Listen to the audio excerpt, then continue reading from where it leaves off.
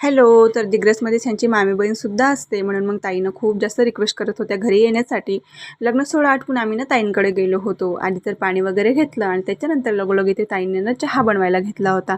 बाहेरनं पाऊस खूप जास्त चालू होता आणि अशा पावसामध्ये गरमागरम चहा घ्यायची मजा काही वेगळीच असते. म्हणून मग आम्ही इथे ना सर्वांनी मिळून मस्तसा चहा घेऊन घेतला आणि रेवाना सर्वांसोबत एवढी छान राहत होती की तिला असं वाटतच नव्हतं की हे सगळे अनोळखी आहेत म्हणून. सर्वांसोबत मस्त अशी मज्जा मस्ती करत होती. सर्वांनी तिचे ना खूप जास्त लाड केले. खूप छान राहिली ती आणि सर्वजण खूप दिवसांनी भेटले ना की खूप छान गप्पा रंगतात, म्हणून इथे ना मस्त अशा सर्वांच्या गप्पा रंगल्या होत्या. पण जास्त गप्पा करायला काही वेळ नव्हता आम्हाला, कारण गाव दूर आहे आणि रेवासुद्धा सोबत आहे. गाडी नव्हती, बसने जायचं होतं, म्हणून मग लगेच आम्हाला निघायचं होतं. 20-25 मिनिट थांबलो आम्ही, लगेच तिथून निघालो.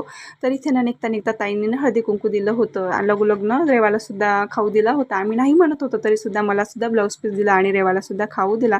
ताईंना नमस्कार करून घेतला आणि त्याच्यानंतर लगोलग ना ह्या दुर्गा ताई आहेत, तर ह्यांना सुद्धा हळदी कुंकू लावून दिलं. ह्यांना दोघी बहिणी बहिणी आहेत. त्याच्यानंतर ना ह्यांचं सर्व आटोपल्यानंतर ना लगेच आम्ही घरी येण्यासाठी निघालो होतो. तर आम्हाला ना ताईच येणार होत्या सोडायला. सर्वांना ना बाय बाय करून घेतला. रेवाने सुद्धा सर्वांना बाय बाय करून घेतला आणि त्याच्यानंतर आम्ही घरी येण्यासाठी निघालो. थोडा वेळ इथे थांबलो होतो बसची वाट बघत आणि त्याच्यानंतर इथे येऊन बसतो. थोडा वेळच होता बसला. चला मग आता भेटू पुढच्या ब्लॉगमध्ये. तोपर्यंत